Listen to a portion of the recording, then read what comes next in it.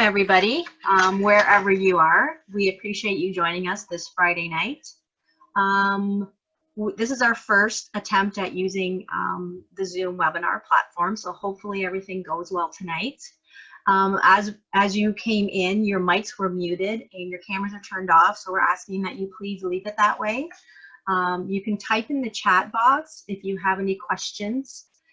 We definitely would like you to chat in the chat box and, tell us your name and where you're from, so that way we have an idea.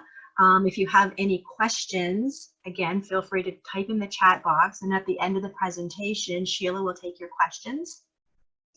We're going to be recording this presentation. Ooh, let me go to the next screen.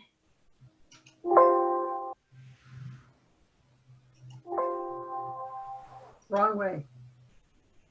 Wrong way? Yep. There you go. Thanks for the techie help. So we are recording this presentation as we do with all of our meeting presentations, and the recording will be available in a couple days up on our YouTube channel. So if you missed something or you wanted to go back and review it again, feel free to take a look there. Like I say, give us a couple days to get it up. For those of you who don't know, Ontario Ancestors has been around for about 50 years, and there's over 30 branches all across Ontario. And it's the largest genealogy society in Canada, so that's something that speaks volumes. Definitely take a tour over to the website and look and see what's offered there. They have a really fantastic Facebook group as well, and you can also follow them on Twitter.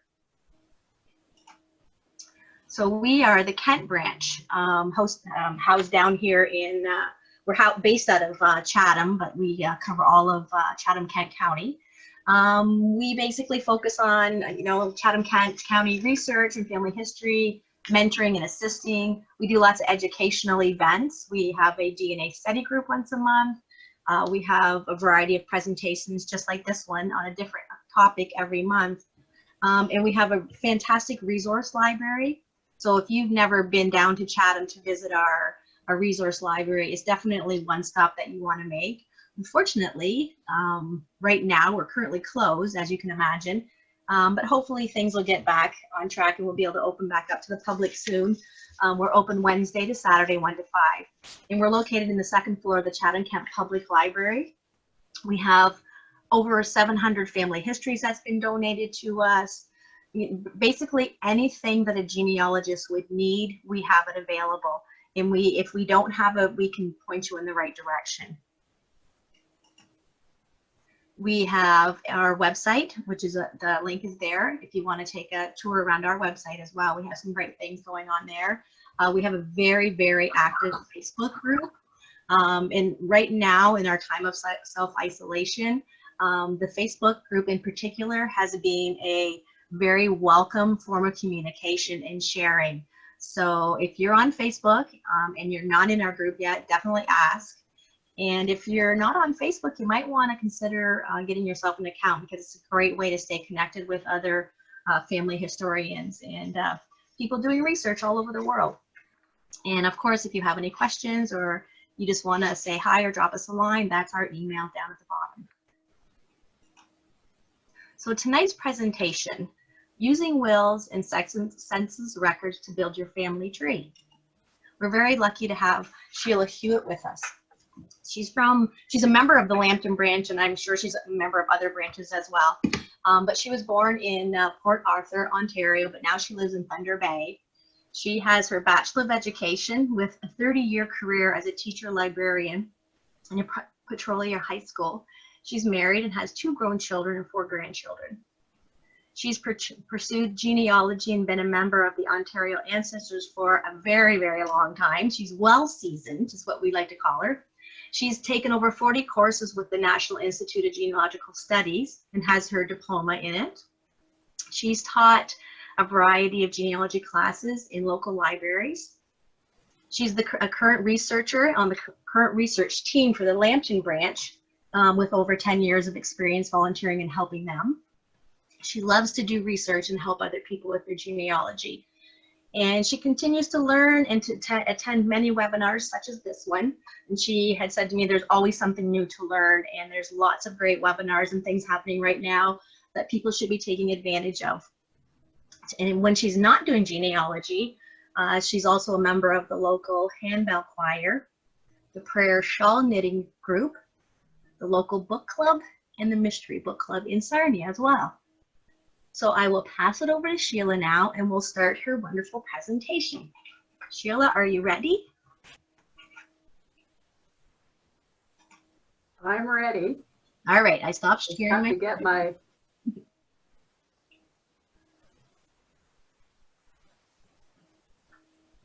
my first slide here. Welcome, everyone. Nice to see that a few people came out tonight. I want to clarify something, though. I don't live in Thunder Bay anymore. Thunder Bay is the new name for Port Arthur, where I was born. Oh, okay. So I live in Petrolia, Ontario. And I want to talk about using wills and census records to build your family.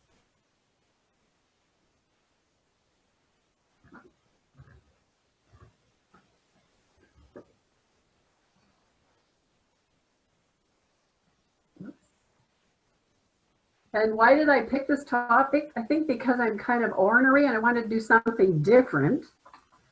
Wills and census are both considered primary source information about our ancestors, but they differ in so many ways. So I thought maybe putting those together to help to build your family might be interesting.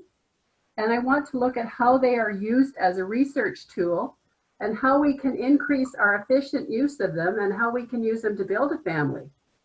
I don't plan to take you step by step in how to find wills or census, but because there are many valuable aids that can show you the way. But this is how I'll approach this. I'll talk about what wills and censuses are and what do they contain and how you can gather it and how do we use it more efficiently. Now, I'm going to start first at wills because usually we first look at wills, don't we? Then when we need to find someone in a location, we need to find where they are. Are they in Canada? And usually that's what we look at first, okay? A census, according to a dictionary, it's a count of population. And for example, the 1881 Census of Canada. Now, wills or census have been in existence from the beginning of time, even seen in hieroglyphics on cave walls when a head count was needed. Now, it also appeared in the Bible, so that census has been around forever. And there's also lots of free forms available so that you can download them and then add your own family information to them.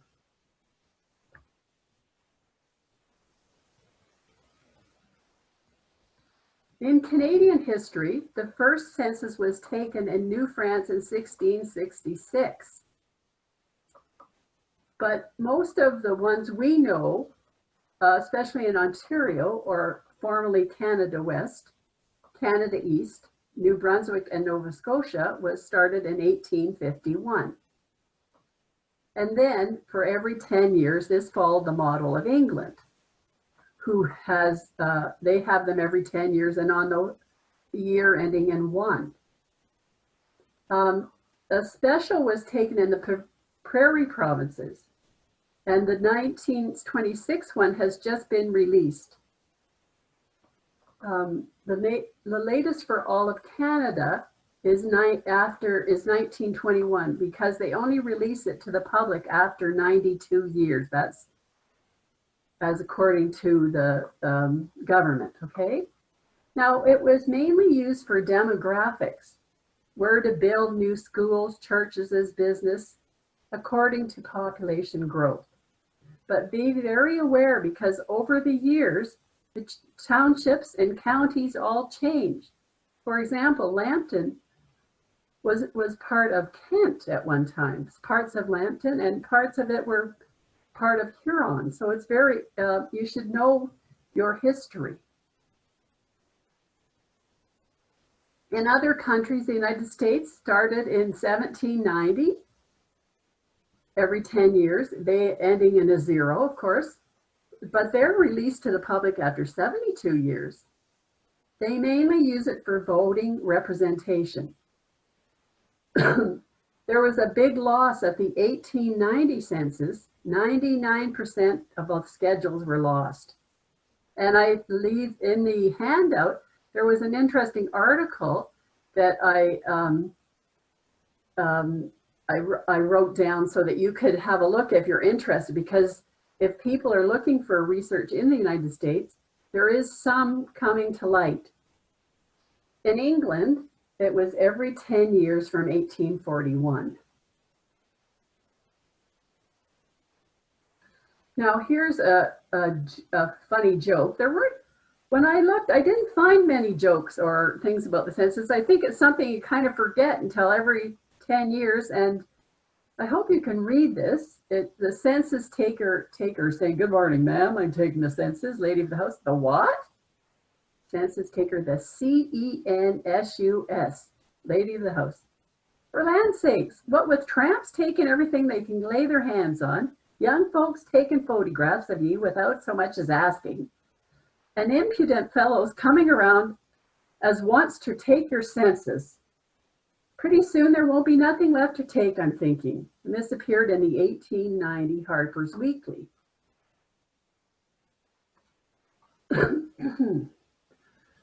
And so, researching census records, we can find the main ones on Ancestry and Family Search.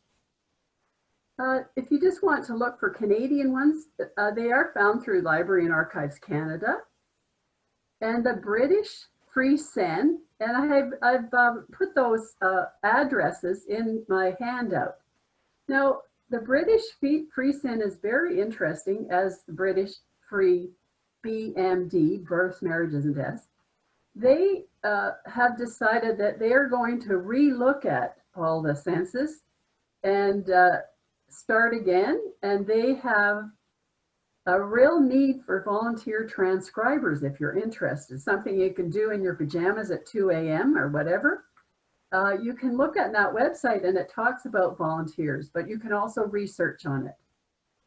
Now, many other countries, Ancestry, Family Search, check under the catalog and the country for access to microfilm available through those countries. And Family Search has a lot of information. Now let's turn to wills. Now wills, on the other hand, have numerous jokes, stories written about them. I've even gone to an opera that was all about a will. And they're often looked at as the last resort.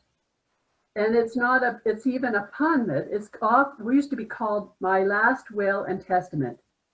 And there's lots of written about wills, etc.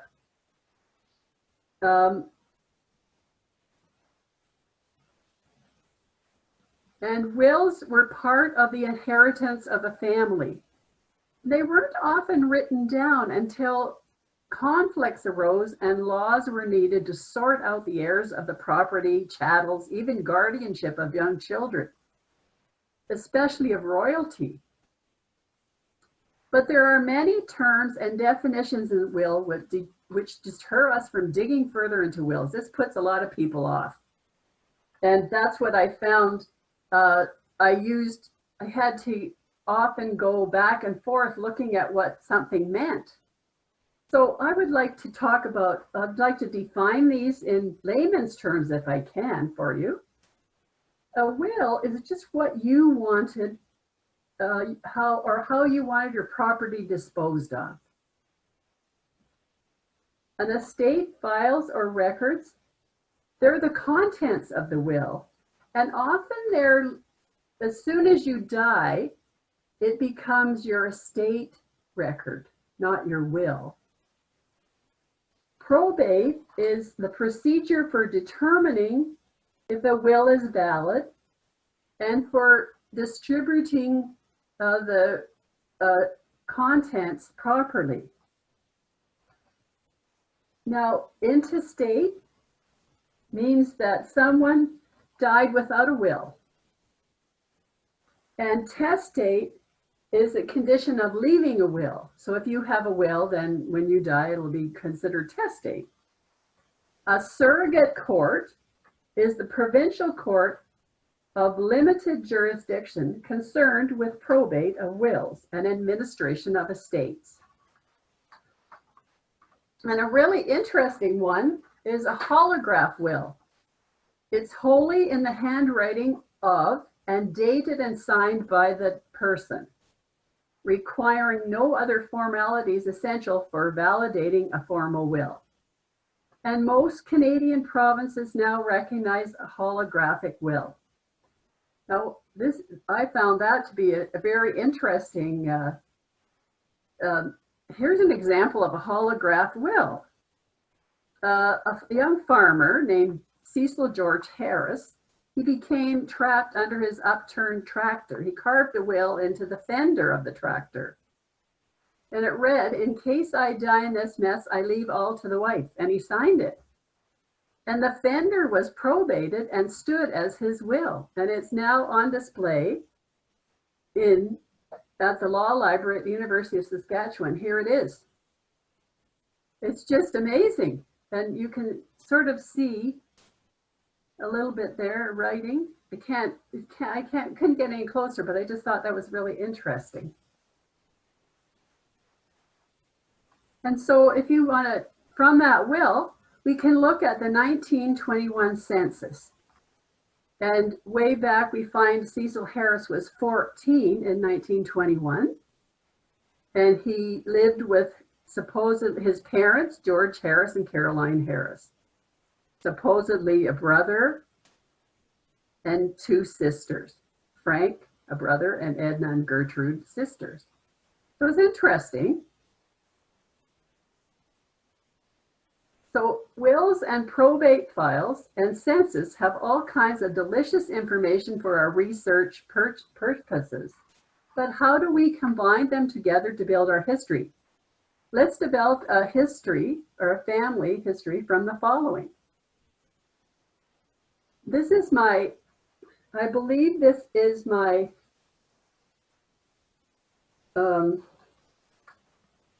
fourth great-grandfather, Robert Sutton. Now, the will was found by my cousin Jennifer, and I give credit to her for finding this will and bringing it to my attention. And I believe she typed it out.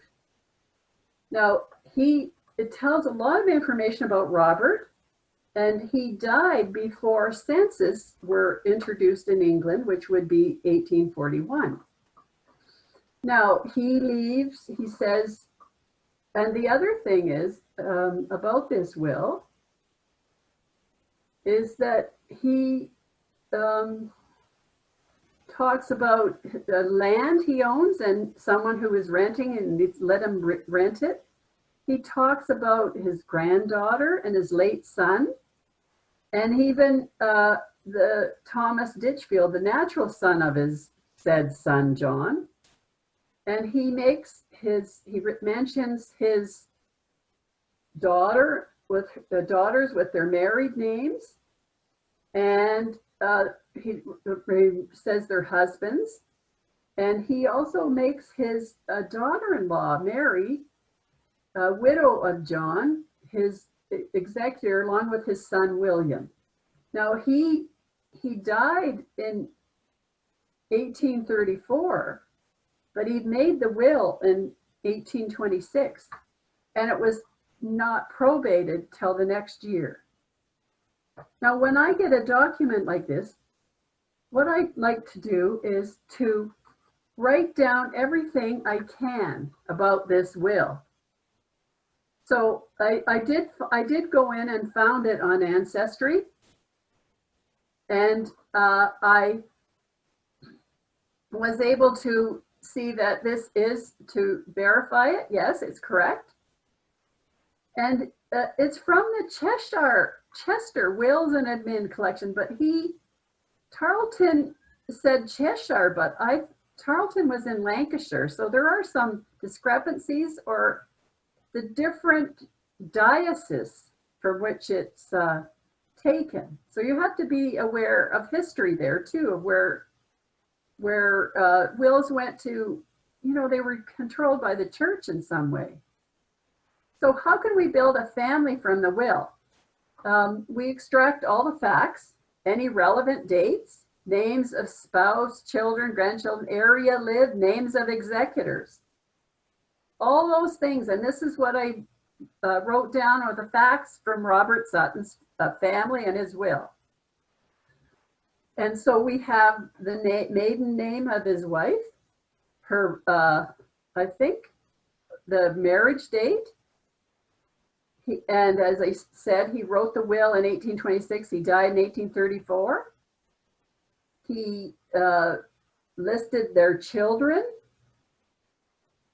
and his grandchildren and a natural son.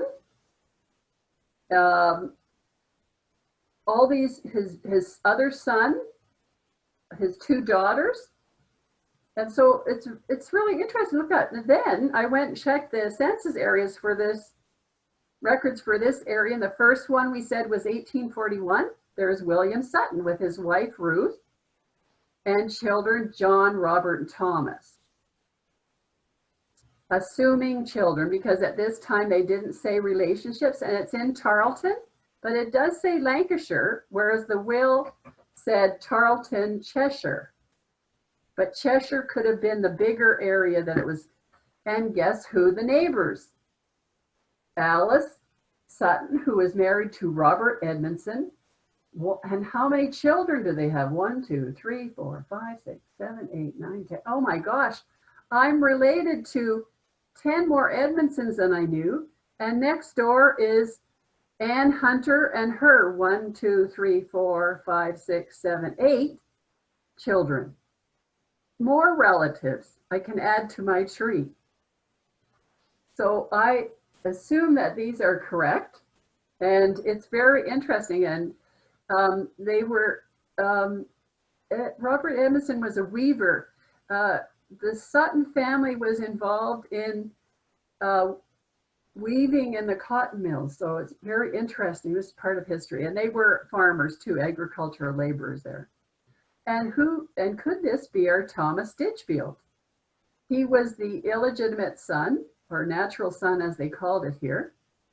And he was 20, I think, at this time. Later, he did change his name to Sutton, and my cousin can vouch for that. Now, another wills in English, another English will on ancestry from the National Archives. These men are my husband's great-grandfather and great-great-grandfather. They owned pubs in Brighton in the 1890s. And you can see the first man, George Harfield, he had the Queen's Park Hotel. He was a licensed victualler. Don't you just love that? I like that occupation. And he left 1,225 pounds and 19 shillings, and it translated to big money these days. But his son died 2 years later. His other son, he was quite young, and he didn't have quite as much money. I don't know if anybody spent it or not, but it's fun to think of. And I have the address for the National Archives in the handout. Now, wills in Ontario. Okay, this notice is actually from the Vancouver Public Library. I asked permission to use it because it explained it so well. I've never seen it explained so well. And there's different time periods. For example, until 1793, prerogative court dealt with estates. And then it was 1793 to 1858, courts of probate. And then district surrogate courts. And that's why people get so confused. And this is very difficult. So you have to figure out maybe when your ancestor died. And the other thing is, don't assume that they left a will or didn't leave a will. Never assume, because a lot of people did. But another thing they did was they left land while they were alive to their family. So this book, Inheritance in Ontario by Jane McNamara, is very good. And I have a copy that I bought for Kent County to give to you so that you could have it. Cindy was going to tell me if she did have it, but that's okay. It's really interesting. And I put down the table of contents. Now look at number 5, says records of inheritance in land registry offices. And then in the back, in the appendix, it tells you, oh, I've spelled published wrong, I'm sorry, surrogate courts. And it does tell you the numbers for Kent. There's a little paragraph in the back. She's gone through every county and listed what's available, but I think that more is becoming available, you know, as we speak. She would be a good speaker to have just on wills. She'd be very interesting. And this is just what I have for the indexes in Lambton. I took a picture to show people, but I think you have the same thing in Kent. I'm sorry to say that I was down earlier to the archives, and Cindy and I were talking about it, and I said I would come back and take a picture of your record. And I'm sorry, of course, all this awful disease came up before we can do anything. So just to let you know that it could be listed under surrogate court index. And you see how this one says Lambton County. I think you have one that says Kent County. Now, other places you can find wills are through land records. And this is an example from On Land. Now, people have been sitting too long. Would you like to have 1 minute to stand up and wiggle yourself? I thought I would like to just for a minute to stand up. And I can talk while I'm standing, I guess. I hope you can hear me. I'm not going to tell you about On Land, and Cindy and I have been talking about it, and I think that some people, I think she's going to get someone to come in and talk people through it, because it's very interesting. I thought if I talked about it too much today that you would, you would be there forever. So let's continue. Now this one is an abstract from the lot 19. I don't know what concession, I shouldn't have done that. It's called a release of legacy. It's meaning a will. Do you see where it says in one column, release of legacy? Here's one, and it's Oliver and by James R. Coulter, John Whalley Estate of the Whalley Estate. So it's and who it's left to, and the heiress of John Whalley. And it's quite interesting. I just put that part so you could see how the things you can find in the land records. This release of legacy would have been, the man died, I think, he was born in Essex, and he inherited land from a family. He had a family. He moved to Tennessee and married Martha. And then when Martha died, she was an American. There is a 60-plus page will or probate. It's attached to her records, and it's found on Ancestry. So thanks to Rachel Whalley, assistant at Lambton County Archives, for showing me this. And she found a lot of information herself when we found it.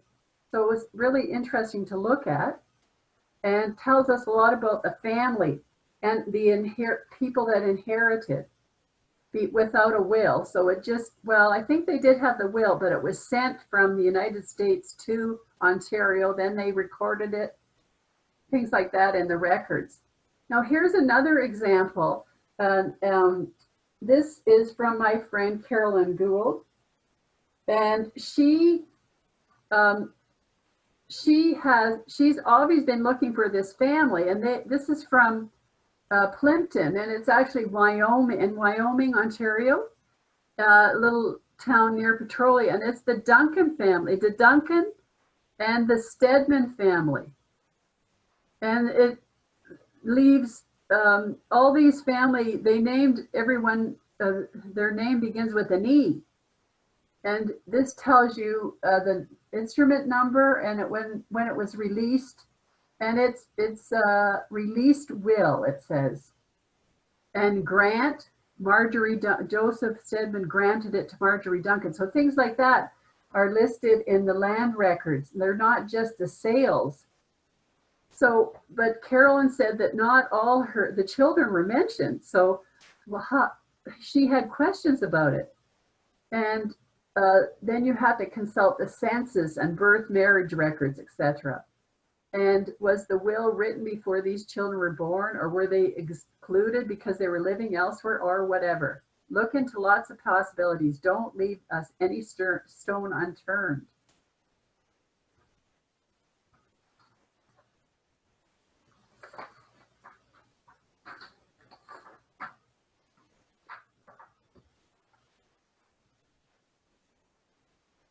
Now let's compare census and wills. How do they differ? And in makeup, in accessibility, in information provided.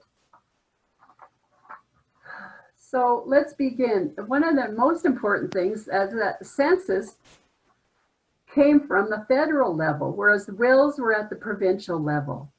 So you see, you're dealing with two different governments.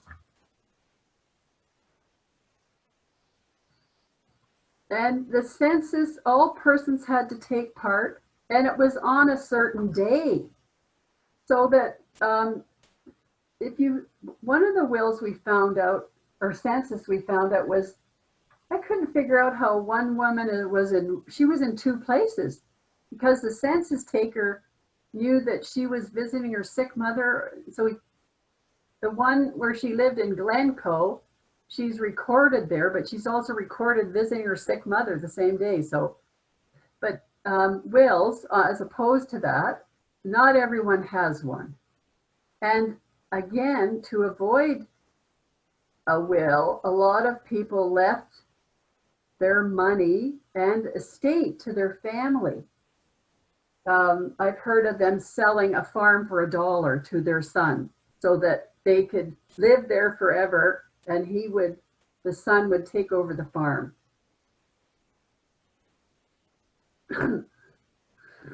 A census had guidelines. It was not necessarily legal. I looked it up in the law dictionary. There isn't even census in there. Wills were legal and sometimes involved the courts. Not all the time. A census, you didn't have to, it didn't cost anything to take part. But people were still suspicious often of census. Wills usually involved real estate and often a lot of money, but sometimes just chattels. Someone left their bed to somebody and then you had to, things like that. And that was, in some days it was valuable. Sometimes someone had made it. A census was private. They don't release it to the public until 92 years. But they did release statistics from it. How many people were of German heritage, of Italian heritage, things like that. Or how many people had children that were 5 in that area, meaning maybe they had to build a school there, things like that. So the will, it might be known to the family what was in the will. Also, a lot of people use guilt to say, oh, well, I'm going to leave you out of my will, or, things like that. It was revealed as soon as the person died. So the person could say they left money to someone and they didn't. You never knew. A census has a set format for the whole country. And in wills, a lot of wills are different, except for, all the legal, if it's done by a lawyer, there's a lot of legal language that you have to get through. That's why I had to have my dictionary. In census, in the olden days, they didn't really give the exact location. They did give I noticed on some census they would say the boundaries of this segment are this road and this road, such a thing. And in wills, they always had to give the location of the house or the land, so it would have, it's more exact. I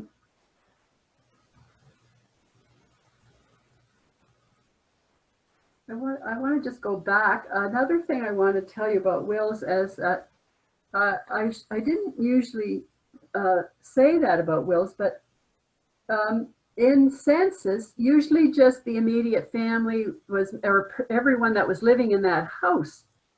But in a will, they might have a lot of different people brought into it. For example, my Aunt Beth died about 2000, and she left a will, and she listed 11 couples. She was a widow, and she also had no children. And I was a niece of hers, and so 11 on both sides of the family. She could have made a family tree from her will. I found it very interesting.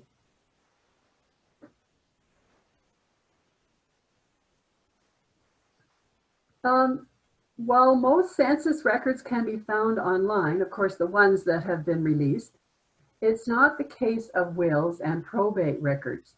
They're court records, and they say only about 10% are online.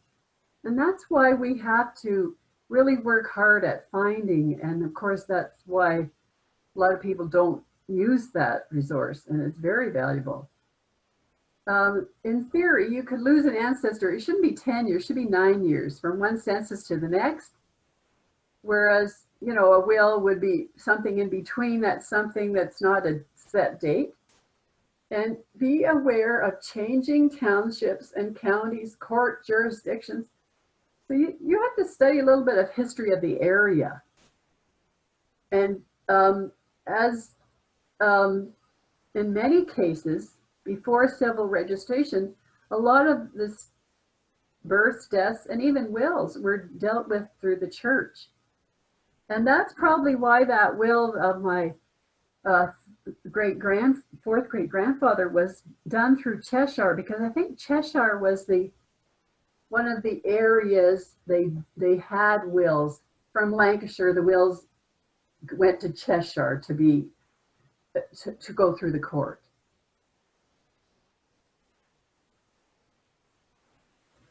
So what can we do to research and put these two together? Especially wills, we have to get out of our comfort zone and explore other resources. And we have to be an advocate for more resources to be made accessible for family researchers. And sometimes we have to help index and scan local materials as well as provincial and federal. It's up to us. So get going and research. Learn how to use land records too. And I hope I've helped you to put some different records together that are primary records, of course. And so I will end this way, that if you have any further questions, you can, this is my email too. But for now, Cindy's going to handle questions put in the chat box. Be glad to answer any questions you have. Thank you. Hi, Sheila, it's Kim. Yeah, if you want to give them a few minutes, I don't have any questions in the chat box right at the moment, but if you want to give them a few seconds to see. I hope that was okay. See, what's what happens when you're too thorough, Sheila. There's no questions for you. It's Cindy. I do have a couple comments. So the inheritance in Ontario that Sheila has graciously offered to donate to our collection, I'm going to check as soon as the library is back open again. I thought we already had it as part of our collection, but I told her I would check on that to make sure. So if we don't, she has, like I say, mentioned that she would graciously donate to us, and we greatly appreciate that. The court, surrogate court records that she mentioned as well, we do have those also in our collection. So once we get up and going again, be sure to stop in and take a look at that. the On Land website that she mentioned, that is, for those who don't know, that's the website that you can research from home land records that would be housed typically at your local land registry office. I think it's a work in progress, and they're always adding to it. So not every, county or every single township or piece of land is there yet. I know they're working on it. And they're not indexed either, Cindy. Right, they're not indexed. So you go blind looking through them. It's yeah. hard. But it's something good to do now since we're in quarantine. You can actually sit there and scroll through it. So it is, like Sheila says, it's page after page after page. The nice thing is they sort of have it in lumps. So for example, in Kent County, they have like Howard Township, and then they have like a lump together of like, 200 lots. So you can kind of scroll through it. We do also have the index to a lot of the land records that are held in particularly our local Kent County Land Registry office. We're lucky enough to have a copy of their index book, so it is by name. But of course, you would come in, you would look at it, write down the lot and concession and what you can find, then you'd still have to go back over to the Land Registry office or hop on our land to, peruse all the different places that you want to look for. So it is a little bit time consuming, like Sheila mentioned. And then the other thing I did want to mention was the Ontario Ancestors has a monthly webinar for those who don't know as well. And the next one coming up is May the 7th. And the topic is land records. So that might be a nice, segue right into that one. So it's on the OGS website. It's under education, I believe, and it's the 2020 webinar series. Free and open to everybody. You just have to hop on there and go register. So that might be the next, another good step for that. So, and then I just wanted to mention about our next May presentation. It's up in the air. I'm not sure exactly what's going on with that. We will let people know.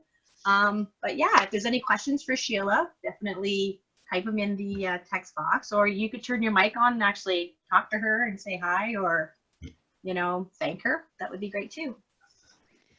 Hi, Cindy. Heather says, very good presentation. Thanks for allowing other Ontario Ancestors OGS members to attend. And thanks for the tout for the May webinar too. Hopefully everyone will jump on over and join us on May 7th. Got another thank you coming in from user.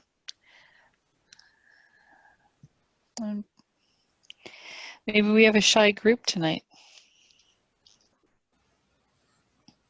I didn't get any questions in Lambton. I didn't know if I'd hit everything or not. Maybe you're just too thorough. I know I wish I'd had the one from Kent, because Cindy had sent me one, but it was hard to read. So yeah, so Colleen LeBay, she has Dolson connections, and those are some very early. She has very deep roots in Kent County, so she did share once 4 of her Dolson wills. So there's tons of information in that. So I think that your presentation, Sheila, makes people sit back and think and go, oh, I really need to start investigating that now. Because as you mentioned, they're not, something that people typically think about. So, it's a thinking thing. Well, that was what I wanted people to do. And if you are going on to the on land and looking up records, it'd be really nice if you were looking at one page and why don't you index it, write the names of all the people and the land beside it. Would be really neat, and put it with Kent somehow, if it's Kent County, and tell the township. I was thinking that we should be doing that when we're looking at any records. If we have to send stuff from microfilm from the Archives Ontario, if we're looking for something and we find something that pertains to our county, it's nice to tell people about it. Oh, Bev's got a question. She says, is there any sense of what percentage of wills are filed under wills versus under land records? Oh, that's a good question. I don't think there is a sense, because first of all,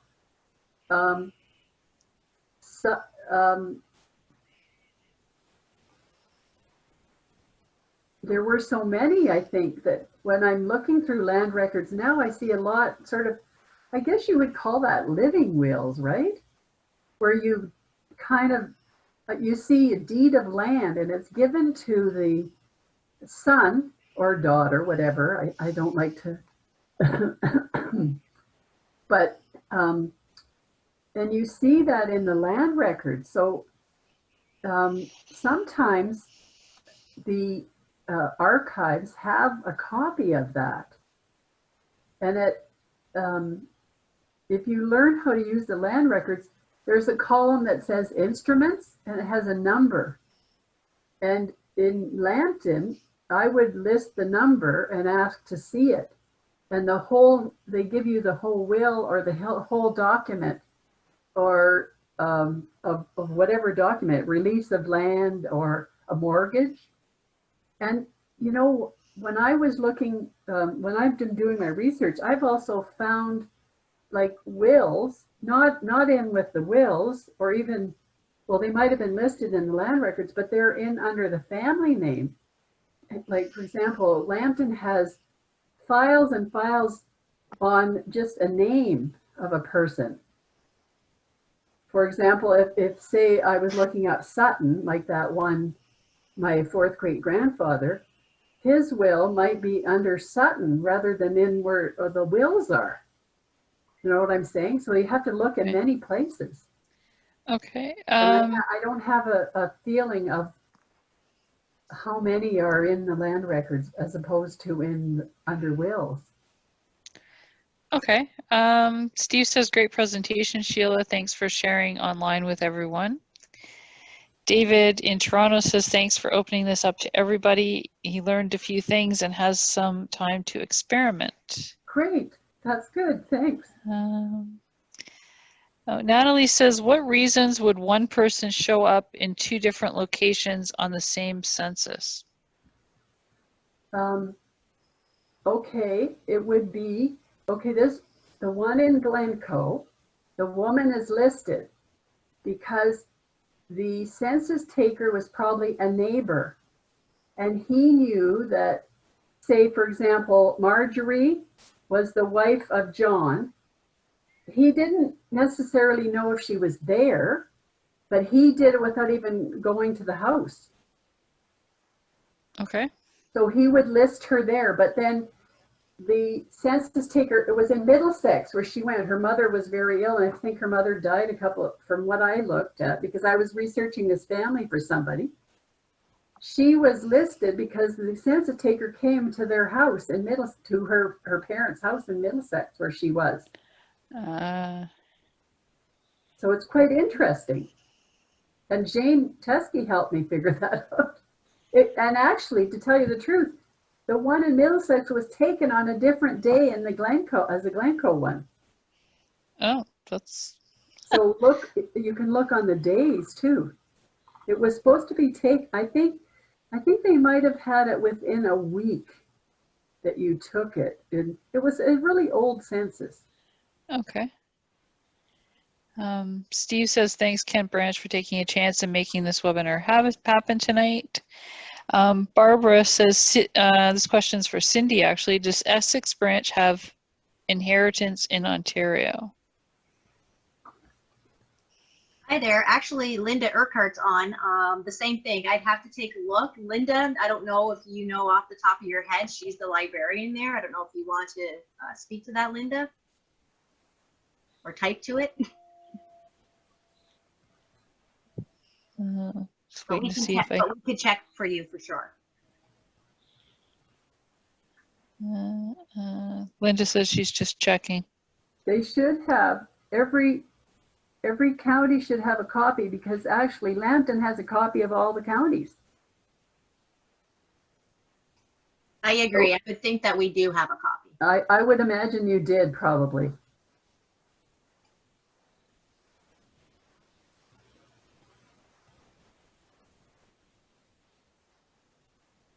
Just waiting. Any last questions? I think, Kim, that book is actually available. I would assume so. I don't know exactly off the top of my head, but I would assume so. It's available for purchase at the OGS e-store, would it not be? Steve might be able to tell that better than me. I'm not sure. I haven't been shopping for a while, so. I would say I don't think it's a purchasable. I think it comes from the Ontario Archives for free, I think. Inheritance in Or Ontario. maybe it can be downloaded. You should look to see. I didn't look.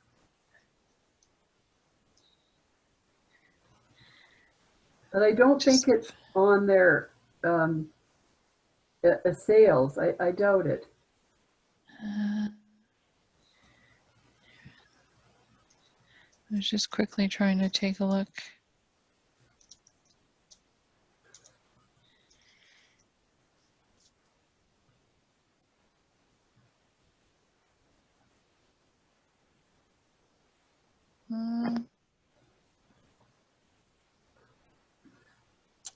It's not seeing.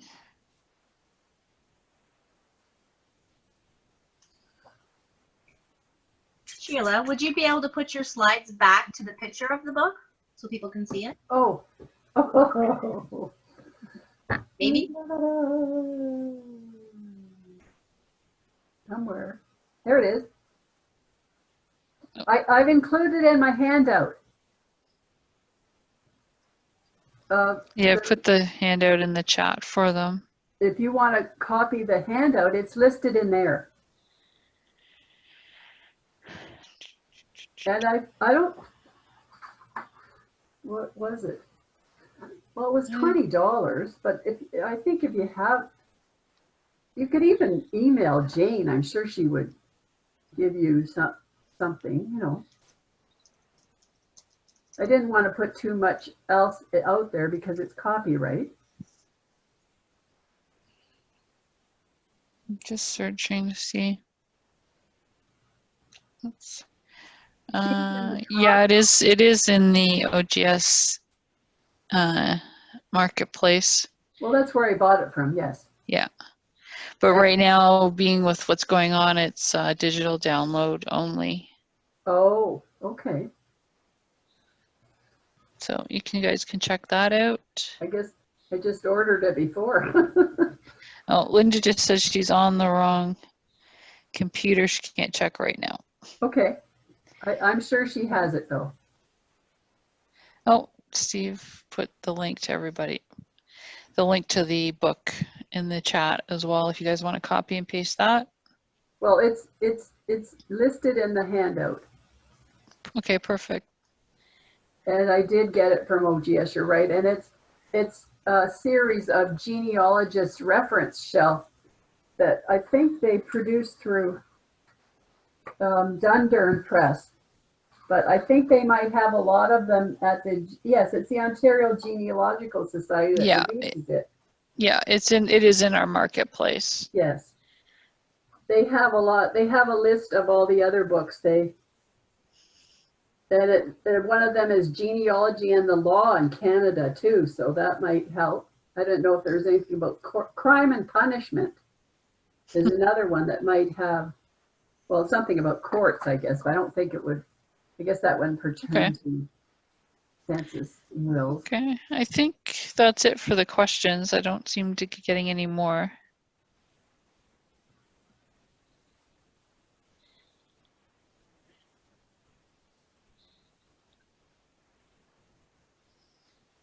Okay. Yep, I think that's it.